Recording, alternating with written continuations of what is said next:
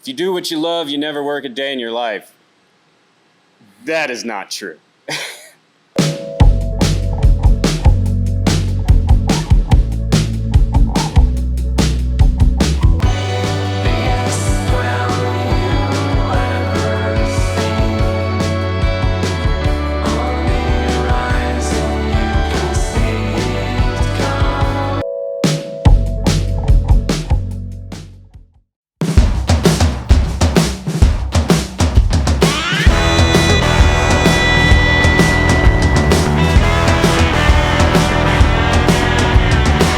My name is Kyle McKenzie, and I'm the Director of Brewing and the Head of Specialty Brewing here at Man Brewery.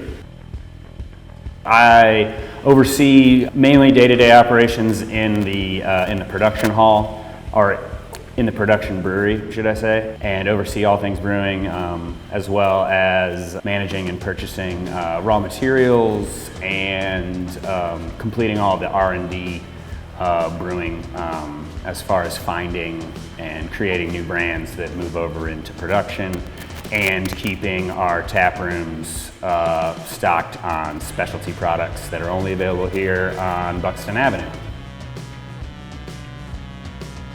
Green Man was the second brewery to open in Asheville in 1997. They originally were in the basement of a local pub just up the road. But I believe in 2003 is when we moved our production brewery to the South Slope, or the brewery district here in Asheville.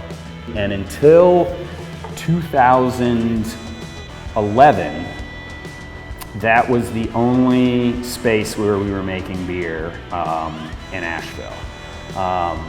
And I came on in 2011, came in one day a week, and cleaned growlers and cleaned kegs and scrubbed floors and basically did whatever I could to jam my foot in the door of the brewing industry here in Asheville.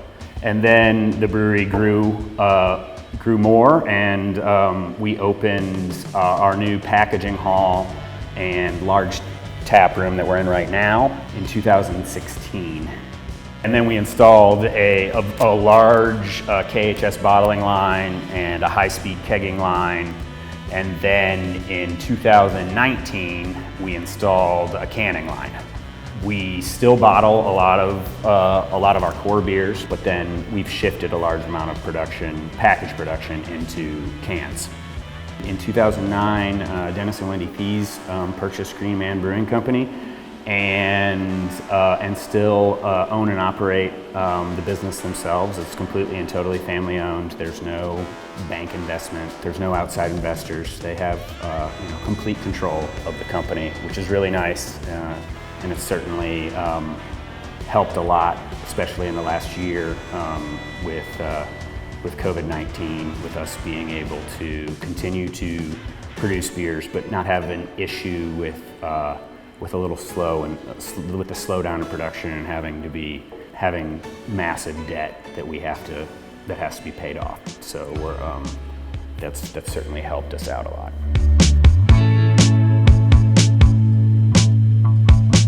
We still kind of have a more classic approach to raw materials, and are aiming for beers to be beers in the first place, and then have adjuncts play supporting roles. That doesn't mean that we don't have, fruited sours that have vanilla and lactose and, 4 pounds per gallon of fruit in them. Or I'm kind of I'm a big lager geek, so I'm kind of stylistically, I like to keep things pretty much centered around the style, with maybe a little bit of a change or something to differentiate it just a little bit. But if I'm going to make a Pilsner, I want it to first and foremost be a Pilsner, crystal clear, hop forward, but with a nice, Pils malt backbone. And then when it comes to, IPAs and hazy IPAs, I was definitely drug my feet, shall we say, on jumping into the hazy IPA realm. I enjoy them, but I enjoy them on a very minuscule basis. Like I probably will drink 1, maybe 2 a week. I'm definitely more focused on having a lot of lagers on draft that kind of fit all over the profile, or a wide swath of profiles, I should say. So everything from, you know, smoked Marzen style lagers to Krispy Kreme Pilsners to American adjunct lagers. And then we always have 6 year-round, I guess you would call them flagships, although that's kind of a dirty word, I feel like, in craft beer these days, that we have available year-round. And those are the ones that you'll see most out in the market in our distribution footprint, which is almost all of the Southeast.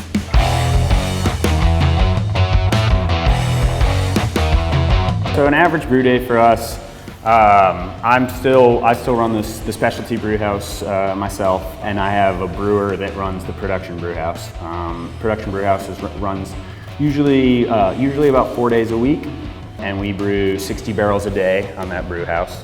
And then on the specialty brew house, we usually brew 1 to 2 times a week, depending on tank capacity and our needs for the tap room and for specialty distro.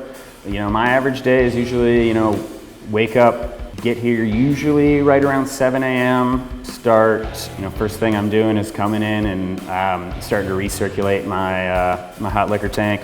And then, you know, put on some music. It's just whatever I feel like that day, anything from, you know, acid jazz to psychedelic rock to funk to, it's kind of all over the place. It's just kind of whatever my mood is, or sometimes it's dictated by the beer that I'm making, and we've already got a name planned out. I might kind of lean more into giving the beer positive vibes and, you know, good tunes to be made to. And then it's back into the brew house to you know, start running off into the kettle, or adding hops, or weighing hops out, doing there's usually quite a bit of sensory that's done during the day.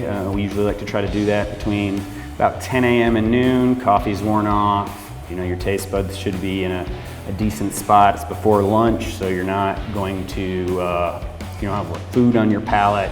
That's a lot of running back and forth. Being in 3 different buildings, having 3 different buildings is kind of a challenge. I mean, I usually get in about 9 miles a day of walking at work, so it's nice for the caloric burn and all of a little bit of, it's not no running, so it's not any heavy cardio or anything like that,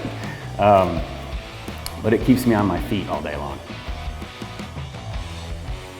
Yeah, so we're really fortunate here in Asheville that we have quite a few different suppliers that are in town. Riverbend Malt has been in town for longer than I can remember. They've been in town for quite a while, and they are a wonderful malt provider. I get quite a bit of malt from them. I love running over there or bumping into Brent or Brian around town. They are fantastically geeky about malt, and I feel like until a couple of years ago, there wasn't a lot of focus on malt as an ingredient. I think brewers have always been kind of focused on malt, but I think the conversation with craft beer consumers has always shifted towards hops.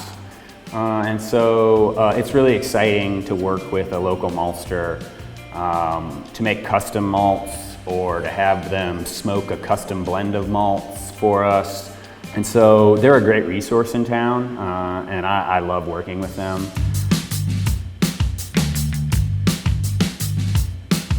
And then a few years ago, White Labs decided to move their East Coast production facility here to Asheville, and they're probably less than a quarter mile away from here. We buy yeast from them, and you can just drive over there and pick it up. Or if I need analytical testing done on a beer, I just drive over there and drop beer off, and so it helps us cut down on shipping costs. And with this current crafted project, they opened up the Vault, which is basically a collection of strains that they have that don't normally produce, that we were allowed to select out of pick a yeast to make the coffee Kolsch that we decided to make for this crafted collaboration.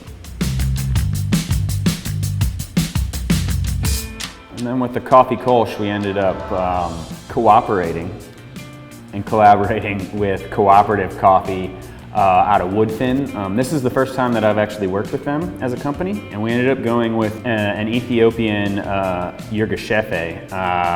That's a medium roast for them. We do quite a few different coffee beers, but I'm particularly excited about this. This particular Yirgacheffe came across with a lot of like almost strawberry shortcake kind of character, and I think that those berry notes, those fruit-forward notes, are going to play really well with the Kolsch yeast. And then we also paired that with a new hop that just started being sent into the U.S. from New Zealand, called Pacific Sunrise. That is also pretty fruit-forward. Got a really nice like lemon lime kind of zest character to it. It's really interesting. I think all those three ingredients are really going to play really well together in this Kolsch to make something really interesting and extraordinary. Yeah, hi, my name is Matthew McDaniel. My wife and I started Cooperative Coffee Roasters back in July of 2019. We're a local roaster here in Asheville, North Carolina, bringing in really high quality green coffees, roasting them, creating different blends and different single origin coffee products, and working with coffee shops, specialty markets, grocery stores, restaurants to help them serve the best coffee that they can.